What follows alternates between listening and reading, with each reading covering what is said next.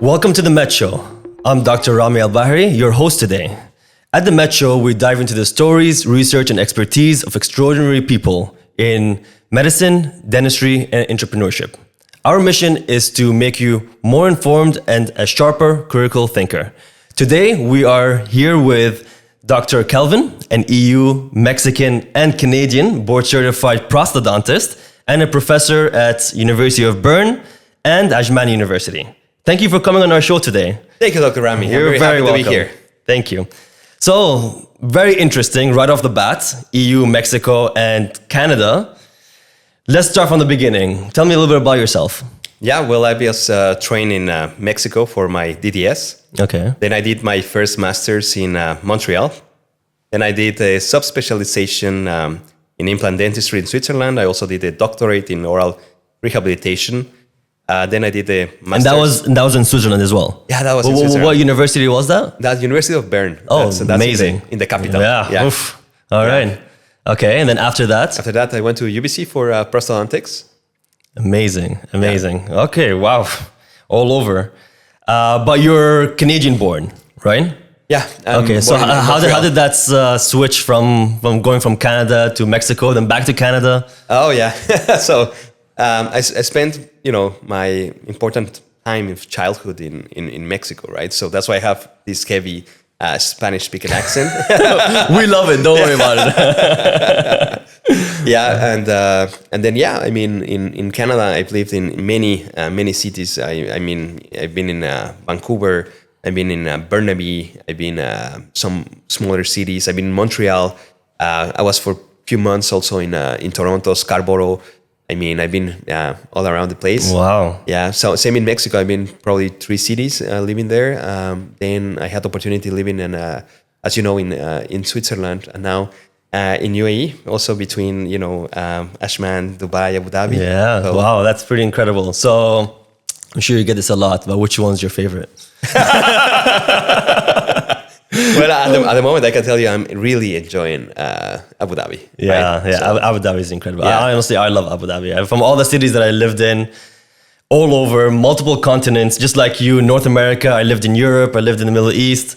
Abu Dhabi is really is a special place. But I thought that you would say Bern, because I love Switzerland. I was just there this summer, and it was incredible. It was pretty amazing. No, surely. The lifestyle there is just magnificent. Yeah. The food that they have. Everything seems to be very healthy. People love hiking, right? Like that's the beauty of it. It's the nature. The nature that goes into Switzerland is like incredible. Like we did a road trip around the Alps. Oh my God, it was phenomenal. Anyway, back to dentistry. So you're Canadian board certified. So Canadian board certification is actually very tough. Mm-hmm. I think right here in this room, we are half the people who are actually board certified in Canada in the UAE. There's only 4 in the UAE. I don't know if you knew that. No, I didn't know. It's you, it's me, and there's 2 others that are very close friends of mine, Dr. Khalid Al-Kabi and Dr. Nail Eid. Wow. So it's only the 4 of us. So basically half of the people who are Canadian board certified are in this room right now. That's so amazing. I didn't know that. Yeah. So tell me your experience with that. The Canadian board certification is 2 parts. Mm-hmm. Right after you finish your residency, you do the RCDC and then you do the NDSE. How was that for you? And then I'll tell you my opinion. Yeah, well, I was working at the same time that I did this certification, so there was not much time for studying. But when you're in an academic environment, you're basically teaching. So that's what keeps probably the knowledge, the concepts, and the principles fresh. So I was able to do the RCDC first. I passed it in my first attempt. So you have all those clinical cases, important questions that you need to I'm getting flashbacks. Oh, okay. Yeah, and you need to support all those answers with the best evidence, right? And it could be kind of tricky, but it's very fulfilling when you pass that. Oh, yeah. And then you have the NDSE, and that's also very interesting. It's a written exam. Also, it's pretty intense, and I was also very happy to pass it in the first attempt. Yeah. No, good for you. It was very tough. At least for me, I thought the RCDC. I think any oral exam, you leave being like, I messed this up. You know, you leave and you're like, I'm definitely failing. And then you look at the grade and you're like, whoa, I passed, really? So that was my experience with the RCDC. Yeah. And with the NDSE, I think the reason the NDSE, in my opinion, and being US board certified and Canadian board certified, the Canadian written exam, the NDSE, I thought it was so difficult because it's a multiple choice exam, but there's multiple answers within the multiple choice. Yeah. And if you get, let's say the answer, there's like 5 answers that are correct, but you missed one or you added a wrong one, you lose all the points, even though you had other choices that were correct, but you just lose the whole point. So which makes it like, okay, don't risk it, be conservative. Whatever you know is right, just add that. And then anything that's wrong or you think might be risky, then you don't add it. And I think that was very difficult. It's like a very mental challenge, and you need to know everything about everything, right? They can ask you any questions. With the US boards, you actually have your case, and then they're gonna ask you about your case. So you kind of know what you're gonna be asked. But with the Canadian boards, I thought that was very, very tough. So I think, yeah, that was my experience. I think it was similar to yours.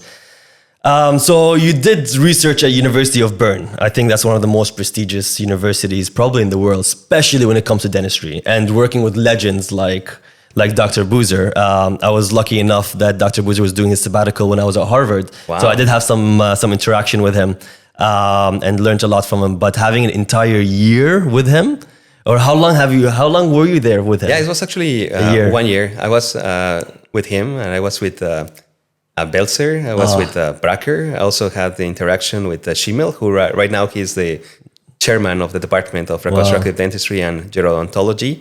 And they've been very kind to keep me as staff, right? So I'm pretty happy to have that, part-time or visiting designation. And yeah, I remember Danny, he was telling us about how happy he was, every time he was going, to Harvard, and also the activities that you guys were having with him, like going for bowling. And, we like to have fun at Harvard.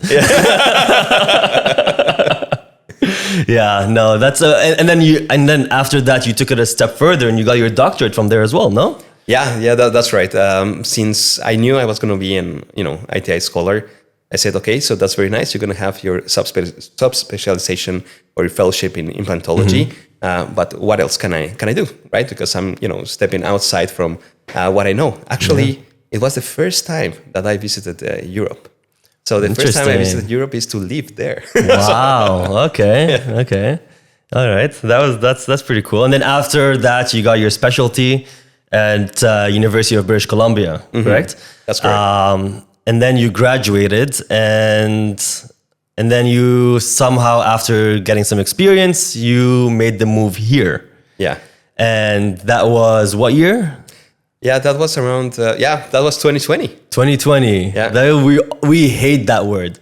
We hate that word. We all know what happened there. Yeah. So was it because of COVID? That you decided actually, to move? it's because of COVID. Like, or Western society was kind of shut down, right? All the clinics, especially and Canada. Okay, Canada was harsh. Hit rough. I saw like how the whole world was. Literally, they were making fun of Canada and Australia. All the Commonwealth countries.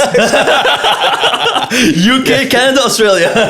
Those had it pretty rough. So while they were not able to go, outside to have a dinner, right? Or to go to a bar. Yeah. I was probably staying until 3 a.m, probably sometimes even in the nightclub. I'm in my laptop writing articles, and they are just in home. Like they cannot do anything, right? No, it's crazy. I got married during COVID as well, and one of my buddies that I went to school with, he was supposed to come from Montreal, and he couldn't make it. He couldn't make it because of COVID. But it was also because he had COVID. That's a different story. All right, so you do have affiliations with the University of Bern, and Ajman University. You were a full-time professor there, correct? Yeah, that's correct. I've been privileged enough to be there for 4 years and a half. Now I'm done. By Tuesday. So you came to the dark side, which is private practice. So now you're in private practice with us common people. So what is it about academia? You spent 4 years in academia. What is it about academia? And you're an adjunct professor in all these prestigious universities. So what is it about academia that attracts you to it the most? I think it's the natural curiosity that we all have, or somehow, passion for knowledge, or generating something new, answering some questions that we might have. I remember, early stages, I was getting information about reps. What should I do? What should I buy? What's better? But again, there's a conflict of interest because they are reps, right? They want to sell their products. Exactly. So that's when I decided I need to go one step forward. I need to know more. I need to understand these graphs and all these, crazy statistics. So that's when I decided to make that move and go to Montreal. Where everything started. Right. Back to where you were born. Literally where everything started. Yeah, I blame my mom, because she had that clinic in Mexico where I could see all her, fancy degrees from Canada. So so she's a dentist. Yeah, she's a dentist. Is she a prosthodontist or she's a dentist? Prosthodontist. Wow, right. So you're a second generation prosthodontist. Exactly. That's pretty incredible. Same as you, right? Yeah, well, but my father is a dentist, but he's very good at prosthodontics. And I think he did a lot of prosthodontics, which is what attracted me to prosthodontics. Wow. So second generation. Yeah, in fact, my mom was telling me not to specialize. Said That's in interesting. Today's age, like in the region, where she practices or she was practicing it, it was probably not necessary. Like they're not asking much, right? If you studied the full specialty or something. She was telling me, if you really want to go out there, probably go for a GPR. Interesting. Clinical, just 1 year. I feel like our generation are like the most educated generation as millennials, kind of. Yeah. And we are all about education. We're all about, hey, what more can we do? And that's surprising that your mom was telling you that, because for us, it was the complete opposite. We're all like, hey, get as many degrees as possible, do as much as you can. But that just talks a little bit about the society, right? Yeah. And it goes back to, in my opinion, also lack of general knowledge in the community and the society in terms of, hey, what's the difference between a dentist and a specialist? Because I still get this to this day, getting patients coming to me as a prosthodontist being like, I want you to do my root canal. I'm like, I do not do root canals. Trust me, do you want to go to a heart surgeon for a broken leg? He will not know what to do. Dentistry is the same thing. Dentistry always follows medicine. Until this day, but it's also up to us to educate the population and tell them, hey, I'm a prosthodontist, this is what I do. I'm an endodontist, this is what I do. And all these things are important for us as the clinicians to do that. But back in the day, it was one person does everything, and that was the generation of my father, where he was a general dentist that did root canals, did prosthetics, did wisdom teeth. He's the king of wisdom teeth. He does amazing wisdom teeth. He does, in my opinion, he does better wisdom teeth than most like oral surgeons. Really, I see the way he works. It's pretty incredible. But that's the old way, right? Yeah. Is one person does it all. And now with our generation in the workforce, it's our responsibility to educate the public and be like, hey, the world is getting specialized, and it's better for you to have somebody that does a procedure day in and day out, because then you get the best treatment, right? Because imagine you're going to somebody that does an implant once a month versus somebody who does an implant every single day. So being specialized is definitely better for the patient experience and the outcomes that come with it, right? Yeah. So it's a different world, and I'm glad that you specialized. All right, so going to academia. So your last experience was in Ajman. How was it spending 4 years in Ajman? How were the students? Let's start there. Yeah. Well, first of all, coming to Ajman was very interesting, very new, very challenging. A lot of uncertainty because I knew no one in Ajman, or UAE. Yeah, UAE in the region. But now I know some people, right? So that's kind of nice. But in terms of the students, they're super nice. They're super young here, right? Because they don't have to do a bachelor's before they go to straight from high school. The dental. Yeah. So that's one of the first things. So where I had to mile down my expectations, right? To understand them, like, oh, I used to be like that when I was 17, 18. So I need to be a little bit more relaxed, not have much of expectations. Also, you get some nice students who are passionate about learning. They really want to contribute to their community. Then you have the other students who are super pampered, that they go there because they were told by their parents, you need to become a doctor, right? You don't want to be a medical doctor, then go for dental doctor. Yeah. So we have a doctor in the family. It gives us nice reputation. It's The still culture. happening. It's still happening. Yeah, Dr. Rami, isn't that crazy? It's still happening. I didn't know it's still happening. 2024, and we're still doing what our parents tell us to do. Why would you do that, right? But it's still happening. So that's very interesting. I would say that also, interestingly enough, students have pushed me sometimes to become better at what I do, right? Because the challenges nowadays with social media, right, in order to grab their attention for a few minutes is really hard. Yeah. Now imagine if I have 2 hours with the same group or same section. How do you do it? It's impossible. And this is where education is changing, right? Like we can't keep doing what we're doing before, where you sit in the classroom and go on this PowerPoint slide and next. I had the podcast, I think it was podcast number 3, with Dr. Shadi. He's a professor of surgery at UAEU, and we had the same conversation. It's like, now there's a lot of research in teaching, and we need to figure out different ways to educate, because the concept of sitting in a classroom and doing a PowerPoint presentation is outdated now, especially in healthcare fields. You know, we have to keep it exciting, which more work for you. There has to be more of an interaction. But don't expect us to see us dancing like TikTok or something like that. We're not going to do that. I don't understand that. Okay, so I think you're right. Unfortunately, there is still a blend of both, and it's a mix, you know. I think everywhere in the world you do get a mix of students, the ones who are passionate and the ones who are not. Or even like I know from my brief experience teaching at Harvard, there's always like the ones that know what they're going to specialize in, so they're not interested in learning, let's say, pros. Where I'm teaching prosthodontics, and they're not interested in that because they want to do oral surgery, so they have no interest in doing that, or they already know what they're going to specialize in, so they're like, what's the point of learning more about this concept?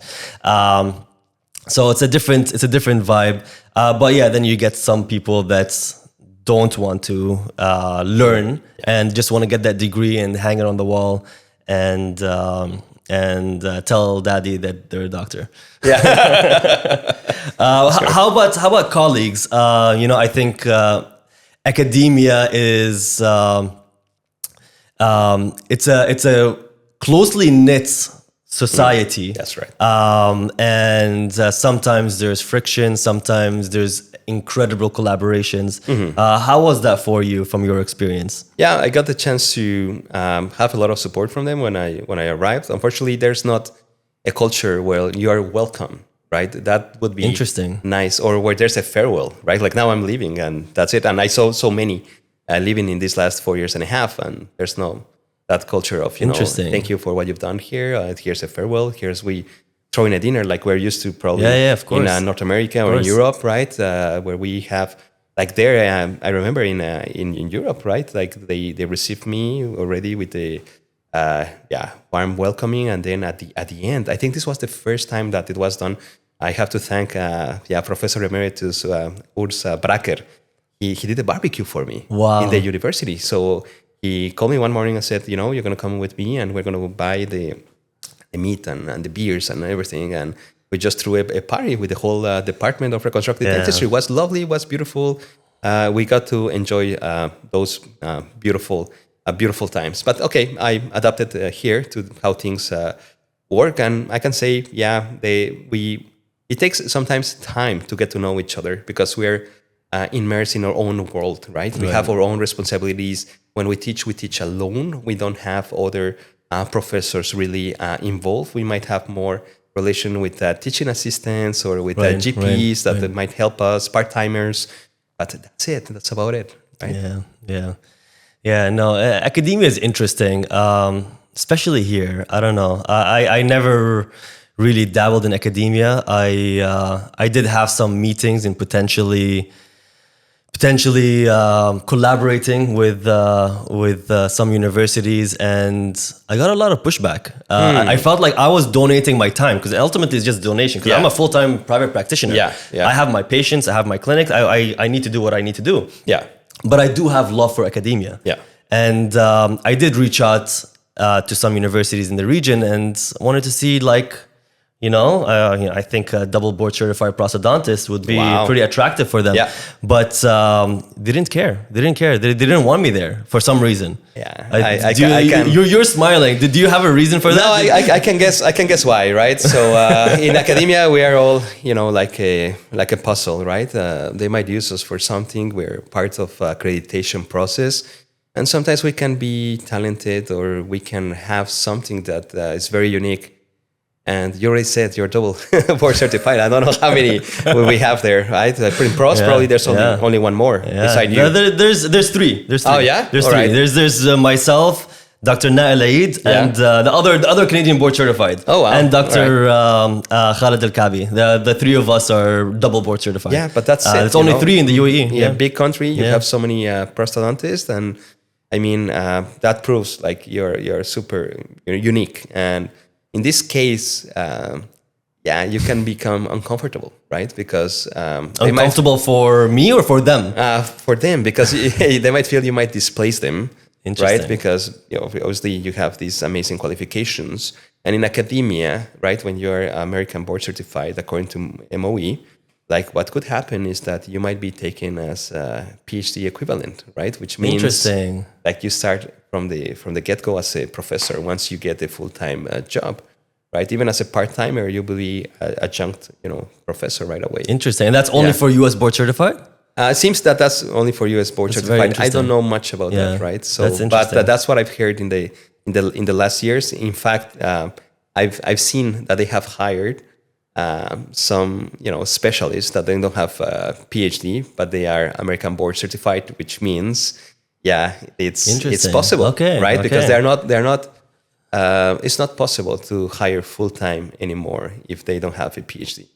So that's why, well, going back to education, right? It's a good thing you specialize because honestly, like these days, like even people with master's degrees are not getting jobs. Like I think the job market in general, not only in dentistry, I think in the world is becoming very, very, very tough. Yeah, it's a competitive world. We know that. It's a very competitive word. So going back to academia, you were recognized in 2022 at the top 2% global scientist, which is an incredible accomplishment. And you did that while you were in Najman University.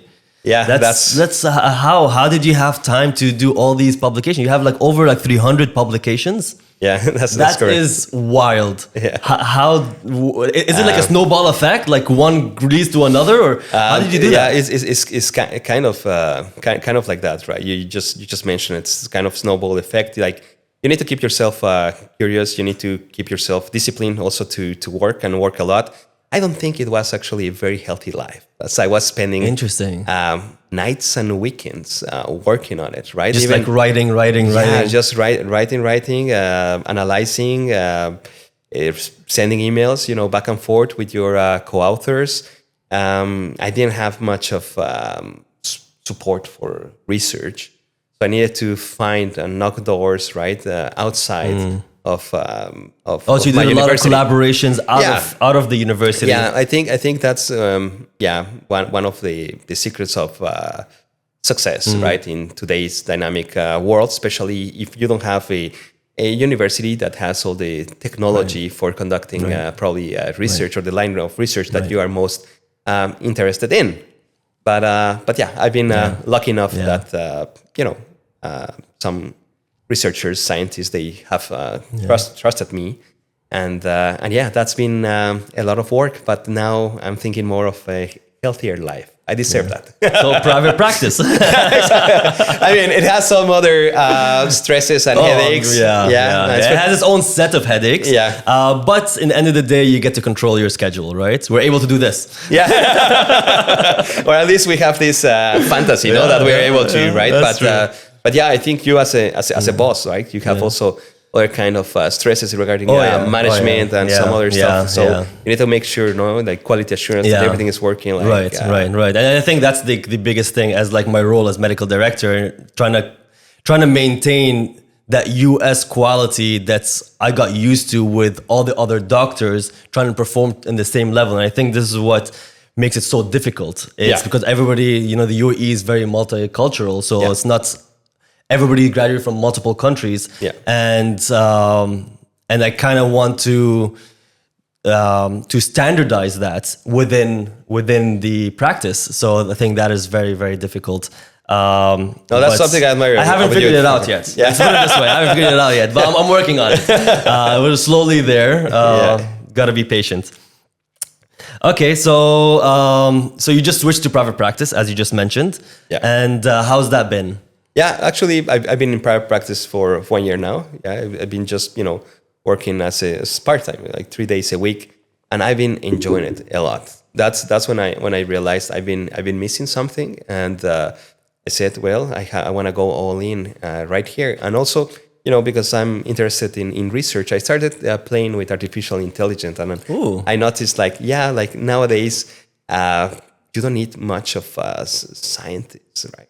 Like in dentistry, like what we do, it does help, but it doesn't change life from a scientific point of view. Like all what we have available, I think we can be extremely great clinicians, right? It does help me from...